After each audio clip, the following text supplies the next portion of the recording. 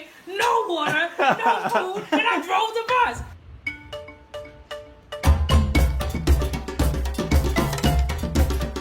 It's Ramadan, the holy month of fasting for 500,000 New York City Muslims. For non-Muslims like us, the word Muslim is most often associated with the terrible things you see in the news. But we know that's hashtag fake news, and we wanted to know the truth. What about the average Muslims who live in this city, who work in this city, pray in this city, who were born in this city? Our new friend Sana reached out to show us what it's really like for the 500,000 Muslims who live in New York City.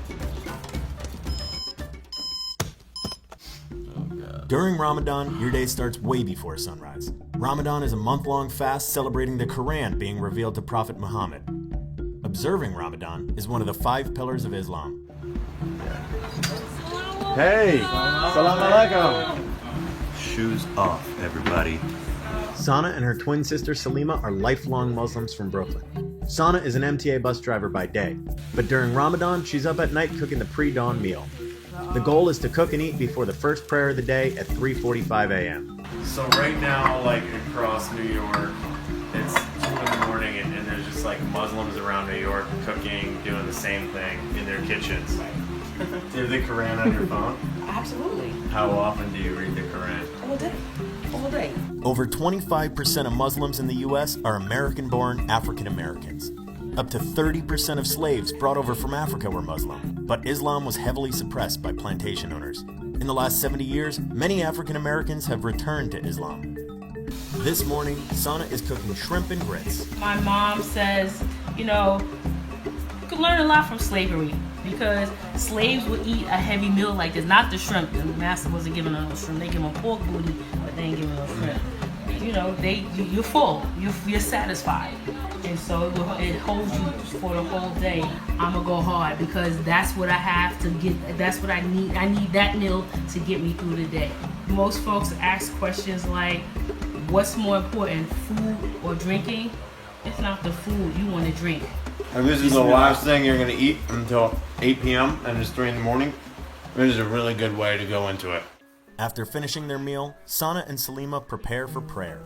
Well, the reason why we're sitting in chairs is because we have knee injuries. Me, because of my motorcycle accident. Yes, I ride motorcycles. We are officially, right now, in fasting mode. We are in a state of worship. So there is no more drinking. There is no more eating. Sana's married. I'm not, you know, there is no more husband and wife grown-up dance. I love you, Sana. After a quick nap, it's time to go be a bus driver. Life doesn't stop just because it's Ramadan. You still have to go to work. So under normal circumstances, we should be leaving here at 10, but New York City is not normal. So we're leaving now. Got your seatbelt on? Hmm? We got to get to work. Got to make it do what it do. You can't be the only Muslim driver. No. There's a bunch of us there. I call them undercover Muslims. They're like, I'm Muslim. I'm like, why are you whispering? We aren't even at work yet, and I am so tired. I'm dying. I don't know how you do this for 30 days and work. I don't even know what you just said. Sana takes over her bus route at 11:17 a.m. She'll drive without food or water until her route ends at 8:29. On her breaks, Sana pulls over the bus to pray. How long does the prayer usually take? It's like 5 to 8 minutes. It's not that long, so I don't see why people don't pray. I'm digging deep. I'm tired.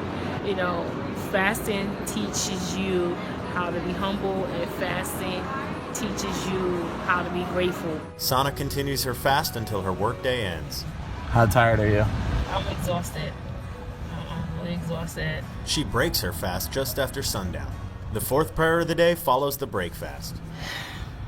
All done.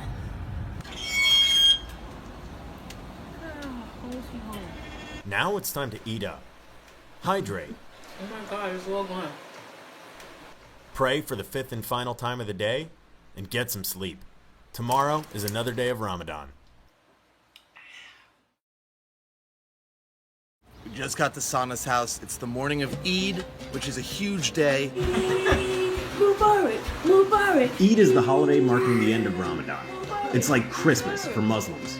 I'm excited because I feel accomplished. This Eid was kind of tough a little bit. I get to see my friends and my family. On our way to the masjid. Masjid is the Arabic word for mosque. And there's gonna be no music on the drive. No music, so Sana and her husband Anthony will be singing to us. Allahu Akbar, Allahu Akbar, Allahu Akbar. Eid Mubarak! Every single person on the street this morning is Muslim on their way to the masjid. It's a really amazing sight. These brothers are from Burkina Faso, right? Where you from, bro? I'm from the island of Jamaica. My family's from Bangladesh, but I was born in Brooklyn. So what's happening now is this is the side for the men, and the baby and I are gonna go to the side where the women are. So we'll see you after the ceremony. Yep. The Declaration of Faith is the first pillar of Islam. It begins by saying Allahu Akbar, meaning God is great. Has anyone been inside a mosque before for a prayer session? No. Today, more than 1,200 people have come to the masjid, filling the building beyond capacity. We've got 2 floors filled with only men, and those who can't fit will be standing outside. NYPD has closed off a full city street outside for people to pray.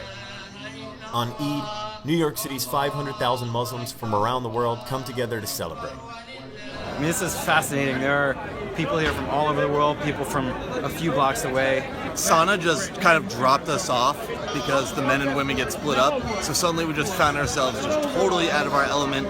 And what we experienced was very humbling. You think of the word Muslim and it's one word, but when you're here and there's like 1,000 people on the street, you can see colorful outfits and beige outfits and different hats, and you can see all the different places from around the world that people are coming from, and there's just hugs everywhere. I mean, this is something that we never would really go experience just like in our daily lives. We're about to go meet up again with Sana and go enjoy this post-Ramadan life.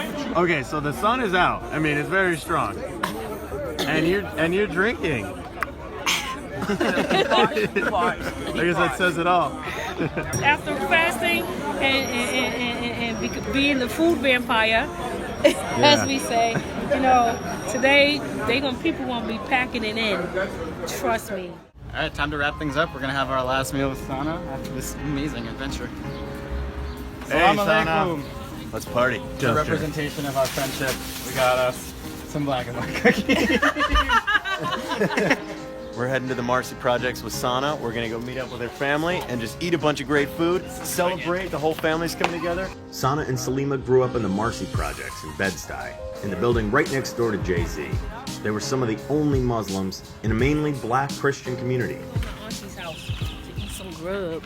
This is rice and peas. Oxtail. That's oxtail. Oh yeah, That's Yankee jerk. Wow, macaroni pie. Salima also goes by Bertha Stewart because she's apparently a hell of a cook. We're gonna find Oh, out. look, absolutely. Bismillah, in the name of God, I eat. Everything here is Caribbean. Yeah. They're gonna get so it, good. okay? Trust Come me. on, is really you like that? So good. I still have fasting guilt, meaning, oh my God, the sun is up and I'm eating. And I'm just really, really grateful for my family and friends. All right, I'm just about done with this plate, and now I feel like I have to fast for about 30 days.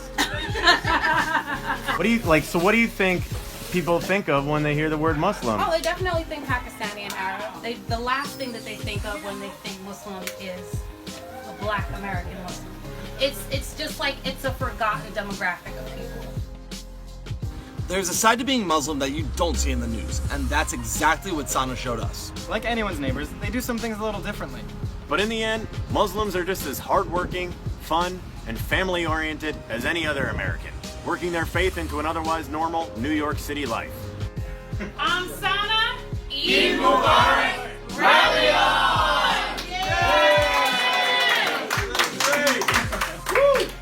There are 2 sides to any story. If you enjoyed this one, please share it. Help us spread the message that people are good.